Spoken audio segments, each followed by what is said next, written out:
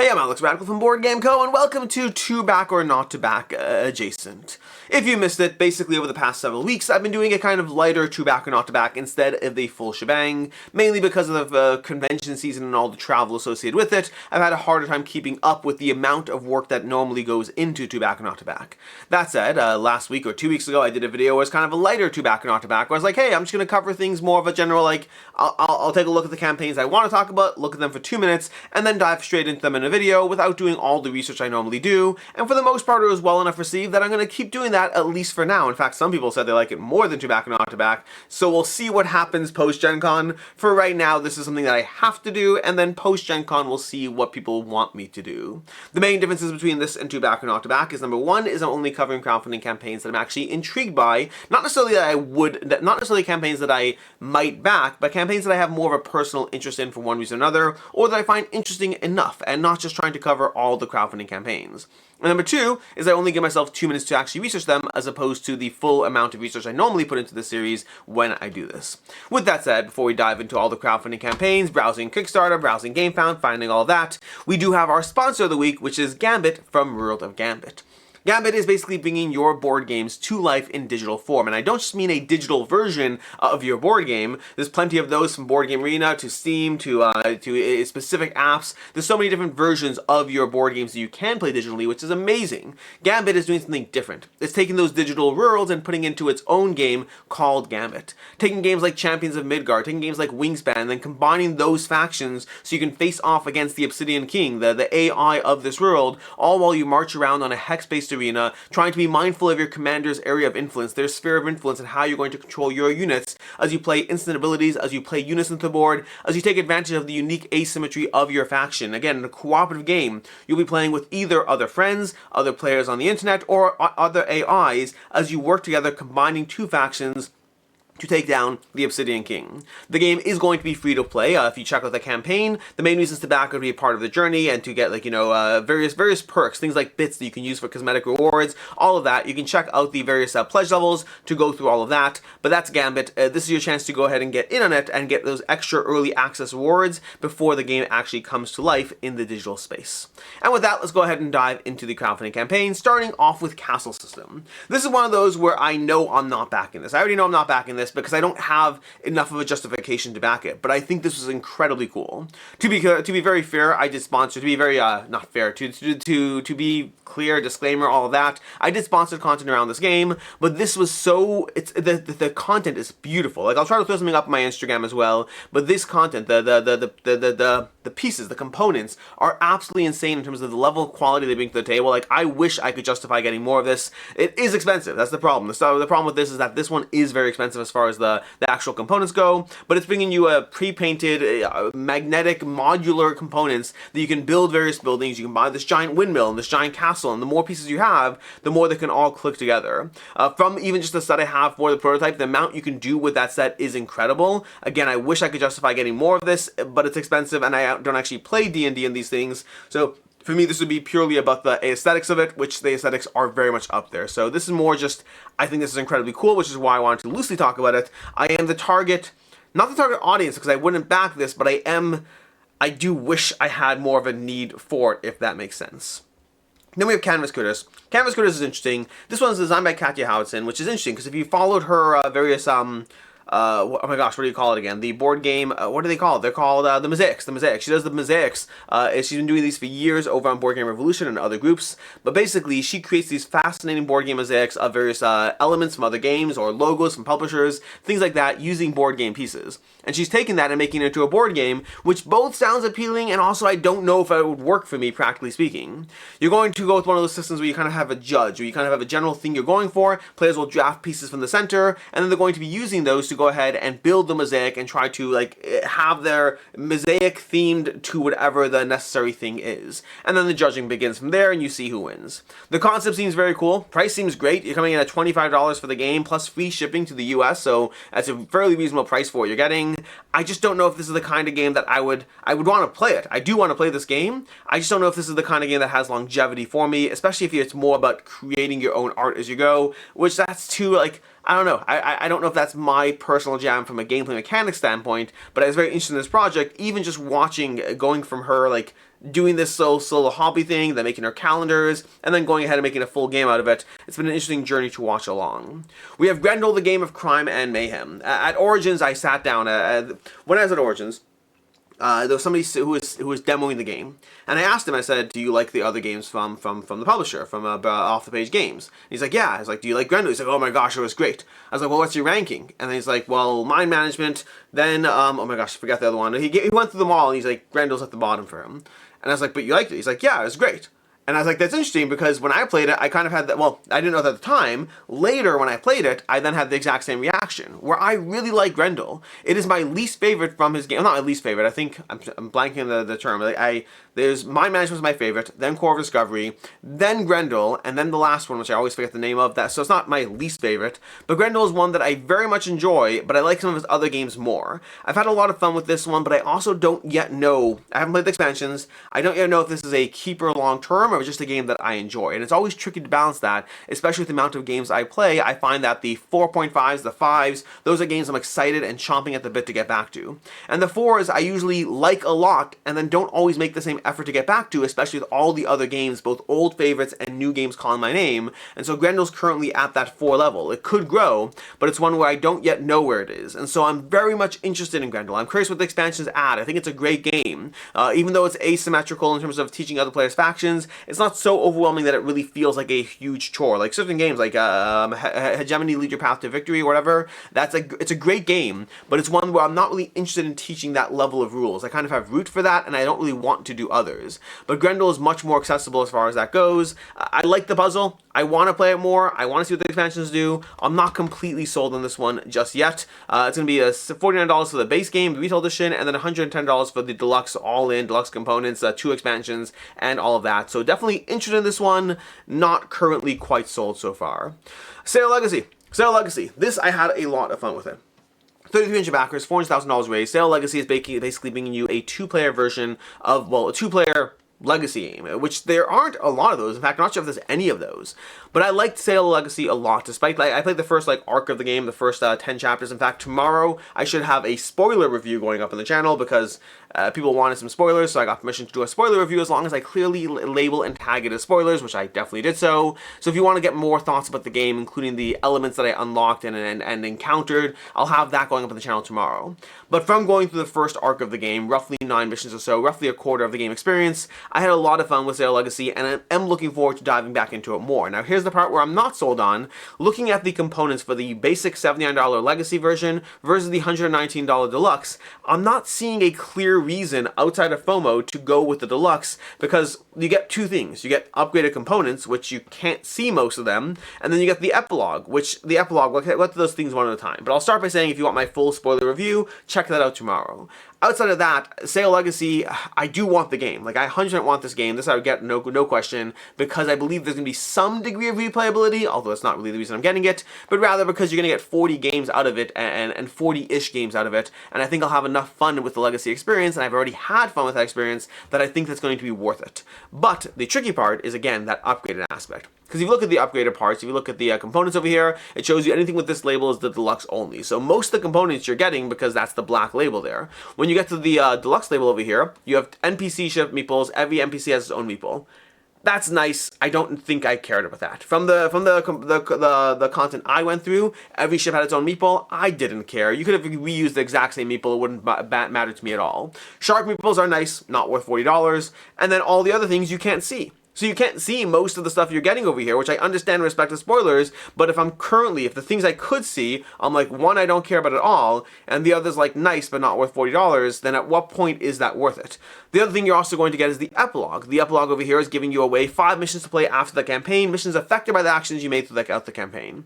I am both interested in that, and I've yet to find a Legacy game that captured my interest after I was done. I will replay a Legacy game, but I don't finish and keep playing that Legacy game. No matter how, every time I think that maybe it's the time it'll finally happen, it never does. I don't go back to continue playing the Legacy game in its permanently altered state, so I'd have to believe that this is the magical exception to that rule. So I think Sail Legacy is great. I definitely want Sail Legacy. I'm not quite sold that the Deluxe is worth it, but it's not even that it's not worth it, it's that we just can't see what is or isn't there. So that's kind of my general thoughts on Sail Legacy so far. Outside of that, though, it's great. I mean, at $80 for the game and, 40 sessions-ish that you're going to be getting out of it, you're paying $2 per session roughly, which is a decent price. If you think of games like Pandemic Legacy, the price you're paying for Pandemic Legacy versus the number of sessions, I think the math on that works out overall. I think the sessions are definitely a little shorter than Pandemic, so you do want to factor that in, and you can't necessarily divide it by 4. If you're playing Pandemic Legacy with 4 players, you can do that. Over here, you can only divide it by 2. So there are certainly things to consider, but it is one that I enjoyed enough that I definitely want this one. Cats vs. Cucumbers. Looks adorable. Looks adorable. Designed by Eamon Anderson, who also did Twinkle Twinkle, as well as Gnome Hollow and all that. But this one looks like a fun push your luck game, which you're going to be rolling dice. The cucumbers are going to lock things up. If you don't know, by the way, cats have this weird fear of cucumbers. It's absolutely bizarre, hence the name. So cucumbers, when you roll on the dice, they lock the dice. Too many cucumbers lock up your dice. Otherwise, if you roll sets of different things, you get various bonuses. You're trying to fill the boxes with your cats. That's the basic idea. Looks fun, looks simple, looks charming, but it does look too light for me overall. I was definitely intrigued with it from the designer. I do love this cat tree first player marker. The fact that you have a little cat tree you can put the meeples, that's absolutely adorable. I almost want the game just for that alone, but I'm not going to. I just want the game for that alone. But the game is $25 plus shipping and all that, and it does look a little bit too much on the lighter side. That I am intrigued in this one, but I'm not sold by this one. I'm just intrigued by Cats vs. Cucumbers. Star Realms Conquest from Wise Wizard Games. I was definitely more interested in this one, and then then it shifted from going for full Star Realms to Star Realms digital only. They are coming back with a Star Realms campaign later down the road, where they're going to be doing a physical one, but they pivoted this one because of tariffs and all that. They pivoted this to digital only. There are a lot of fun digital rewards, and Star Realms is a game I've played digitally. In fact, it's one of the first board games I've ever played digitally, way back. Star Realms has been around for a while. They've been way ahead of the curve. But outside of that, while I like Star Realms, I've played the digital version. I just don't think I'm going to go fully invest into everything digitally because it's just a lot. But there's a lot of stuff here if you are interested in that. There's the Everything New tier for $29. We have the Conquest and Commanders for $10. And then the ones that are the most interesting, which actually have the most backers, I think. Most backers? Yeah, not the most. Everything New is most backers. But we have a Hero Realms Digital Legend account for $120 for all current and future sets for Hero Realms. Same thing for Star Realms for $120, and then both together Dual Legend for $200. So if you want to get an absolute ton of digital content for those game systems, that is definitely going to get you completely settled for a ton of stuff. I don't know if you need that stuff. Like for me, Dominion is one of the few games that I do want all of that content. But most games that I play otherwise, I find I don't need that much. Free Star Realms though, you can try Star Realms out, the free version, see if you like it, and then go from there. Star Realms itself is an absolutely great game. This is just a full digital campaign, which is going to be less personally interesting to me.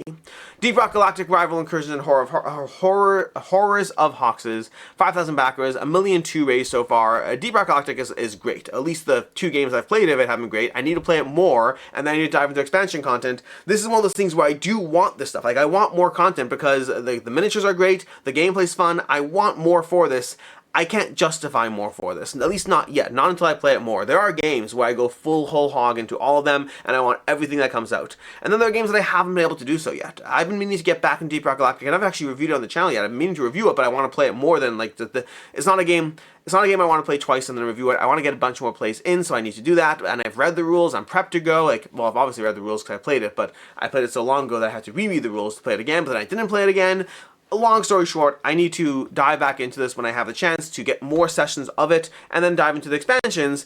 I don't know if I'll ever need all the content for it, but if I play enough of the expansion content that I can justify it, that's a different story. As it stands right now, I just can't justify it. I have so much content I haven't engaged with yet. And again, every game's different. There are some games, Cthulhu May Die, I will get all the content for that all the time because I've played so much of it. Versus Deep Rock Galactic, I'm not yet at that point, and so more content is fun. More cool stuff for the game, it's great. I imagine many of you are in that same position where you have it and haven't played with all of it, but want more of it. And again, no judgment. You do you. I certainly will do that with games I like. Again, I don't even need to have played all of the expansion content. I just need to have played some of the expansion content before I I can back more expansions for the game. It does look great. Miniatures look great. The game is well rated. The game, I've enjoyed my plays of it, so nothing but good things to say so far. Although, to be very clear, just to be on the same page, because one day there'll be a review out and the review might be like, it's great and I'm not keeping it. I don't know. I'm not saying that. I'm saying I don't know. I definitely enjoy Deep Rock Galactic. I also have a lot of dungeon crawls, a lot of miniatures. I don't yet know whether I enjoy Deep Rock Galactic enough that I want to play it 10 times, 5 times, 50 times. I don't yet know where it is. I know I want to play it more before reviewing it. Outside of that, no guarantees to anything other than I enjoy it, and how much I don't know yet. But that's basically Deep Rock Galactic, so more content for it. You know, you can go, you can get, like, what's the new stuff over here? We have the standard bundle, we have the collection bundle for €185, and then you have all in over here for €600 to get everything of the game. Again, it's a lot of money. I still remember when, like, $100 seemed like a crazy price for a game, then $300 seemed like a crazy price for an all-in, and now at the point where €600 is like, okay, yeah, sometimes games just cost that much money, which is a little insane. That's more than a single console. Like, you can buy a PlayStation Pro, whatever, to the max with multiple controllers and be getting, yeah, it's a lot. We spend a lot of money on our board games, but they are fun. They are fun. That's that. And they very often they hold the value, at least to some extent. So, like, then again, so does a PlayStation, so I don't know if that factors anything. Anyways, that's basically what we got for Deep Rock Galactic. We have Clank Catacombs. We actually only have 2 campaigns. This is actually a short one. I know I always start these off by saying it's a short one. This one, I specifically didn't say that because I keep saying it to you, and it's a bold-faced lie. This one might actually be a short one. 312,000, 4,400 backers. I knew I wasn't backing this when I clicked on the campaign. So why did I click on the campaign? Why is this here? Because Clank, to me, is one of those games that I've always felt that I am the target audience for it, and for whatever reason, it hasn't completely landed and resonated with me. I've always enjoyed it, never loved it. That's true for Clank in Space, for Clank Catacombs, for Clank Legacy, for Clank Legacy 2. I have always enjoyed it and never fallen in love with the system, and I don't know why, because by all accounts, it should be a system I love, and it's merely a system I enjoy. Clank Catacombs in particular, the more modular nature of the map, that seems like even better as far as what the game's doing, and yet I still just thought it was fine. Clank Catacombs Underworld, I checked out the campaign to see what it's adding. It's adding another layer to the board, so basically when you're exploring these modular hexes, there'll be occasional tiles you can go in that give you an opening to the Underworld. We have an entirely new set of modular tiles to explore at a different level and layer with more perks, more upgrades, although of course they're only useful if you don't die, and with various trade-offs to them. But the concept seems cool. I'm very intrigued by this edition, but I'm at the point where I don't think this is changing my mind on Clank. Like, I don't know what would change my mind on Clank. It's always been good. It's always good. I have no bad things to say. All I can say is I've never fallen in love with the system the way many people have. I'm intrigued enough that I want to see the campaign page, though, because who knows? Maybe it's something going to be new and different. Like, when Clank Catacombs came out, I was excited to try that because maybe that's the thing that'll take it to the next level. When Clank Legacy came out, the same thing in reverse, though, because Clank Legacy happened first. But I've always been trying the new Clank stuff to see what's going to push me over the edge, and so far I've always enjoyed the game, and nothing has pushed me over the edge. Echoes of the Sundering. Oh, we have 2 campaigns left. Echoes of the Sundering is our next one. 469 backers, $42,000 raised. This was a lot of fun. Again, sponsored content, so take it with a grain of salt. And in fact, I wish... There's a lot of testimonials from me and Meg on the page. I always wish the testimonials would almost have like a little tag when it was sponsored versus not. This was definitely sponsored content. Keep that in mind. Separately from that, I will say I very much enjoyed it. And again, if you watch my stuff, you'll know that I do a lot of sponsored content. And when sometimes I'll make a point of saying I really, really enjoy that system, and other times I will not. And it doesn't mean that I didn't enjoy the system, but it does mean that when I make a point of saying that I enjoyed it, and the other times that I don't do it, it does mean that there is something to that experience. I enjoyed Echoes of the Sundering. Now, I haven't played through the full game. I don't know where to go. It's also a campaign game. If you've watched my channel, you know that some of those I finished, some of them I struggle with. This seems to be in that 40 to 50 hour range, so it does seem to be more finishable, more manageable, but it's a little outside the 30 hour range, which is what I'm setting for myself for campaign and legacy games nowadays. But we'll see. Yeah, 40 hours. 5 into a 40 hour campaign, so it's just outside the range. I might give this one a shot. We'll see. The main thing that I enjoyed about this is the gameplay, the simultaneous gameplay between the players as you work together playing your cards to take down the bosses, the encounters you have. It felt it felt well done. It felt like you were really helping each other out. It felt like what you do and what I do, it's all key to the experience, and how I play my cards and whether I go offense, defensive, healing, control, all those things felt like I had a huge impact on the board. And the fact that you can play your card, and then I can play mine, and I can play another card, and you can play yours, the simultaneous play nature of the game really felt like it was a lot of fun and lent itself to both strategy and teamwork. Something that I think the game I keep comparing it to is when I played Reichbusters. Reichbusters Reloaded, the new version from Mythic Games, not from Mythic Games, I lied, from Monolith. When I played the new versions of Reichbusters Reloaded, I thought that captured that feel, that simultaneous play feel was really... it's so satisfying. It really feels like teamwork. It feels like you are leaning on each other. Like, I'm going to run into this building. Can you do this? Can you play that card and take that action? I love that sense of teamwork, and this had the same kind of sense of timing in the way the game plays out. That's the main thing I keep saying. The rest of it is like, you know, like Sleeping Gods, but worse, I guess. Not to be mean to the game, but like, the rest of it felt like a Sleeping Gods type system, but I think Sleeping Gods did it incredibly well, and I think Echoes of Sundering did it well, or at least what I got to see did it well. I didn't get to see the full game, so maybe I'm being a little unfair in that sense, but the combat was so much better than Sleeping Gods. Like, Sleeping Gods, the part where it gets well is the exploration, and the combat's a little on the lighter side. So overall, definitely intrigued by this one. Enjoyed it a lot from what I played so far. Looks like there's one pledge level, $89 for the game, and then there's pledge levels to get like extra stuff, custom illustrations, things like that. Things that are not going to be relevant to most of us, but some of us will be. But that's basically what we got for Echoes of Sundering. So I enjoyed this one. I had a lot of fun with it, and I kind of wish there's 30 hours, but 40 hours is a number that I can mentally mess with. There's a point where I just know I'm not going to play the game even if I want to, or I'm not going to finish the game even if I want to. 40 hours is manageable. Like, Sleeping Gods is like 20-ish hours, 25 hours. It's tough. 40 hours is a lot, but maybe. We'll see. Emerald Flame. Not Emerald Flame. Emerald Echoes. Emerald Echoes. The new version of the Emerald Flame over here. 24 days to go. 1,900 backers. $200,000 raised. Emerald Echoes is the continuation of the Emerald Flame. It's giving you new puzzles to go through, and it's giving you a kind of a... It's a story set in the same world. It's a sort of continuation, sort of prelude, whatever it is. I have to look to see which one happened first. But it's in the same world as the Emerald Flame, and the story is much more involved. So you can check out my review of this one if you want all of that stuff.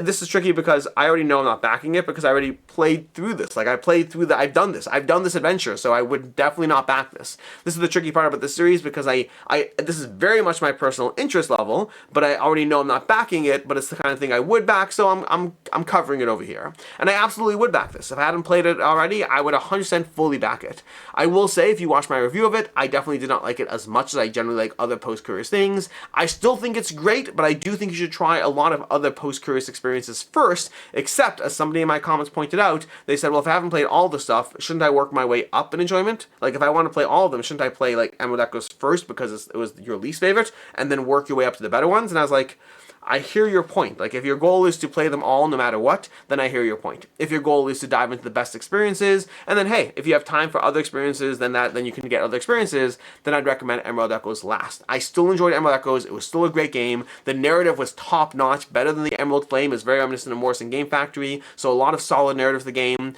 but it's one that the puzzles of it, I thought the puzzle of the Emerald Flame was significantly better, or even Morrison Game Factory. I thought Emerald Echoes was a good puzzle system, and it had better puzzle systems from the creators of these games. The other games they have done recently, and, well, most of the other games, I've enjoyed more mechanically, versus Emerald Echoes is probably my second favorite from a story stance. From a story stance, I think it's Morrison Game Factory, then Emerald Echoes, and then Ministry of Lost Things. Those would be the order of stories. And even then, choosing between Ministry of Lost Things and Emerald Echoes is hard. I think Morrison Game Factory is for sure my favorite story from them. But Ministry of Lost Things had some really touching moments. I think Emerald Echoes was overall better than Ministry of Lost Things, but Ministry of Lost Things had like a moment or two that made me tear up in a way that Emerald Echoes did not. So that's what we have over here. As far as the other stuff, you can get bundles as well, so you can get the Flaming Echoes. You get the base game, well, no, the base game over here is Emerald Echoes for $69. You can get the bundle for Flaming Echoes bundle for $149. This can give you the Emerald Flame and Emerald Echoes. And Emerald Echoes is cheaper than Emerald Flame, so I guess that is to its credit as well. We have the Puzzling Echoes bundle, giving you a puzzle in it, and then you can get like a variety of things. You get a page on Alchemical Arts. So that's basically what we got for Emerald Echoes over here. Great game. I think it's very well done. I think other games in their systems have been better. That's the only real critique I have against it. And that's what we have for the campaigns. As far as picks of the week or not, I'll still give some picks of the week. I'll say that, let's see, where are we? What we look at? Looking at the various campaigns we have, I'm going to give the picks of the week to Echoes of the Sundering over here. This is a very solid game that I really enjoyed and am looking forward to, or am wrestling with whether I want to give it a full 40 hours or not, but I very much enjoyed it. And then Sail Legacy. This was an easy one that I definitely am going to be prepared to give it the full, I don't know if it's 40 hours, I think it's probably closer to like 25 to 30 hours, depending on how long each scenario is, but it's probably close to 25 to 30 hours, which is the number that I'm aiming for when I think of Legacy and campaign games nowadays, which is interesting that the two picks of the week are campaign/legacy games, but I guess those are just the games that I've happened to play and happen to enjoy and recommend as my picks of the week. Anyways, that's basically what we got here. As far as upcoming campaigns, we have P3 paints launching from Steamforged Games very shortly. So if you missed out on their first paint campaign, they're going to be launching again. And then we have the Tybur Dungeon Sword and Sorcery. This one with 13,000 people following this one. If you like the Tybur system or if you like dungeon crawlers, this will be available to back, tomorrow, I believe. It's going to be going live tomorrow. And that's everything. Until next time, I'm Alex Radcliffe from Board Game Co. I appreciate you being here, and as always, I hope you have a good one.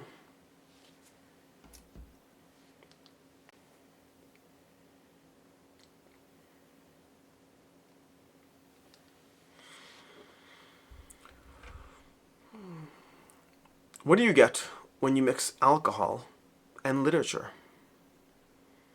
Tequila Mockingbird.